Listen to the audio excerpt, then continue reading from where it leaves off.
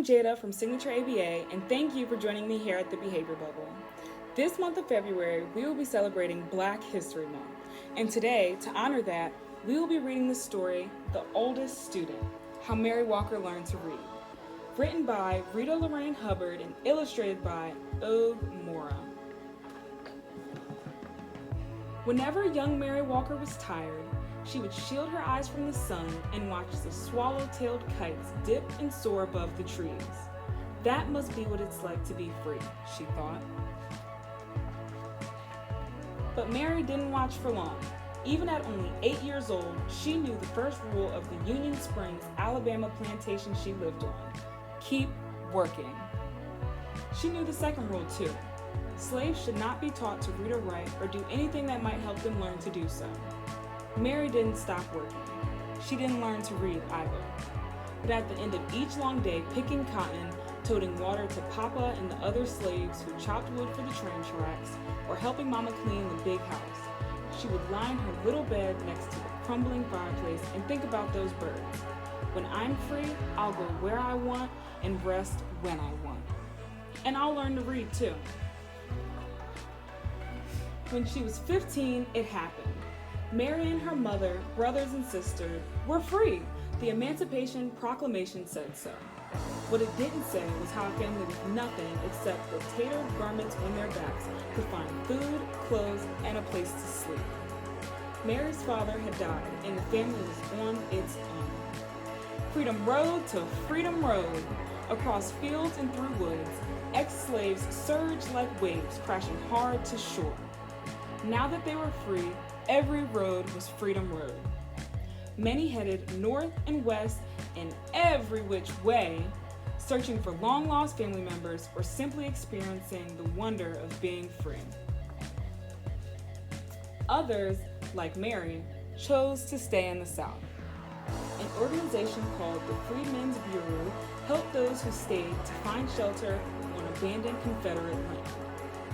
Mary and her family settled in a one-room cabin, and for the next few years, she worked alongside her mama to help feed her siblings. 7 days a week, she churned butter, cleaned houses, and cared for other folks' children.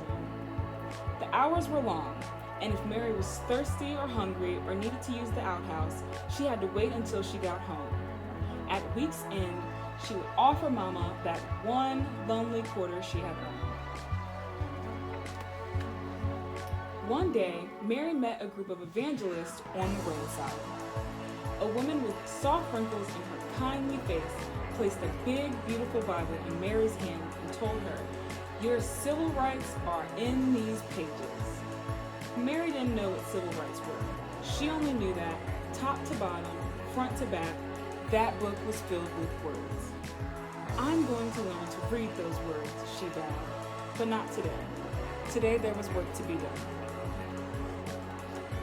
And tomorrow too. When Mary got married, she and her husband worked as sharecroppers, renting someone else's house, using someone else's tools, and planting someone else's seeds to farm land they would never own. After they harvested the crops, almost all the money they earned went to pay for the housing, tool, and seed costs. Mary was 20 years old when her first son was born. She opened her Bible and marveled at the squiggles inside. There had been no time to learn to read. A friend wrote Mary's son's birth date in the Bible, August 26, 1869. Then Mary dipped a pen into an inkwell and made her mark beside it. Not a letter, not a name, just a mark. It was the best she could do. One day, Mary's husband died. She married again, and a second son was born, then a third. Mary made marks for these sons too. Now she had 3 growing boys. More money, that's what we need, Mary thought. But the only other jobs available to Black women were as maids or nannies or cooks. The hours were long, with only half a day off on Saturdays, and like sharecropping, they didn't pay much. Mary sighed. Words would have to wait.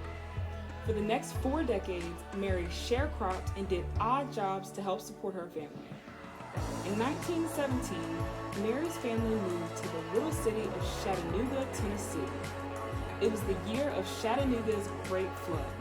The story was in all the newspapers, but Mary could only study the pictures to understand what had happened.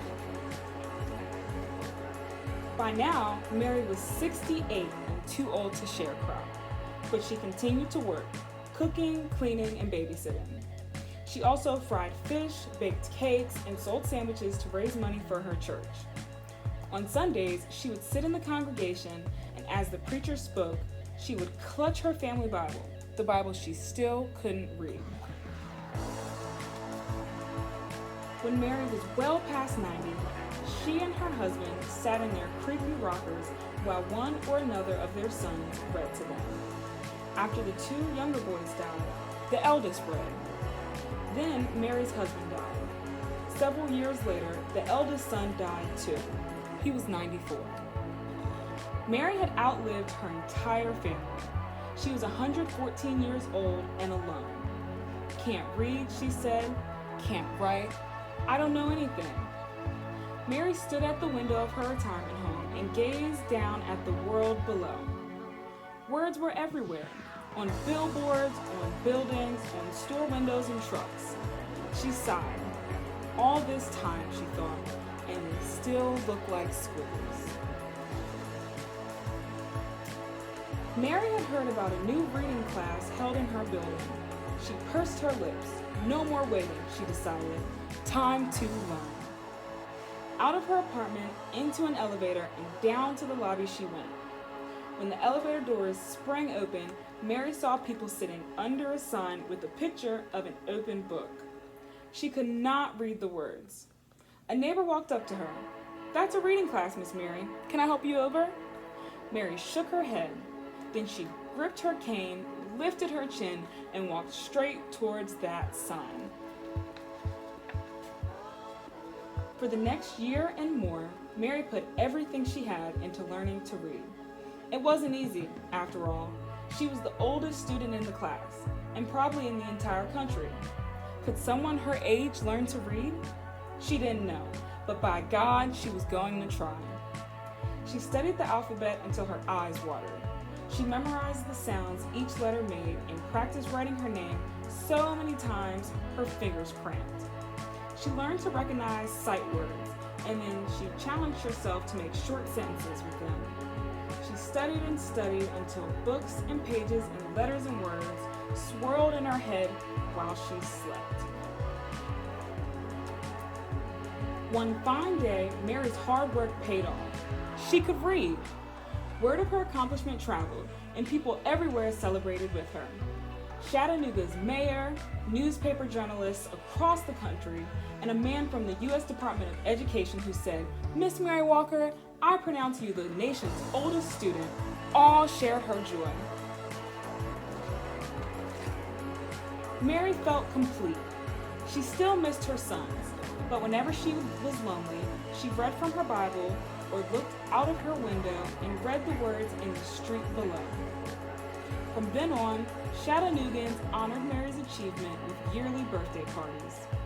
In 1966, President Lyndon B. Johnson sent well wishes on Mary's 118th birthday, and in 1969, President Richard Nixon did the same. Mary was now 121 years old. Mary received many gifts over the years: a radio, a sofa, her very first television, a new Bible, the key to the city, and perfume and champagne from the Canadian mountains. She also received something that brought back those long days in the Alabama cotton fields: her first airplane ride. From the cockpit window, Mary gazed at the trees and rooftops below.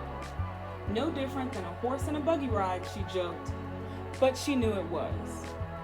As the airplane dipped and soared like those swallow-tailed kites of long ago, Mary decided that flying was a lot like reading. They both made a body feel as free as a bird. Each year, before her birthday celebration came to an end, someone would whisper, "Let's listen to Miss Mary." The shuffling and movement would fade away, until not a sound was heard. Then Mary would stand on her old legs, clear her old throat, and read from her Bible or her school book in a voice that was clear and strong. When she finished, she would gently close her book and say, "You're never too old to learn."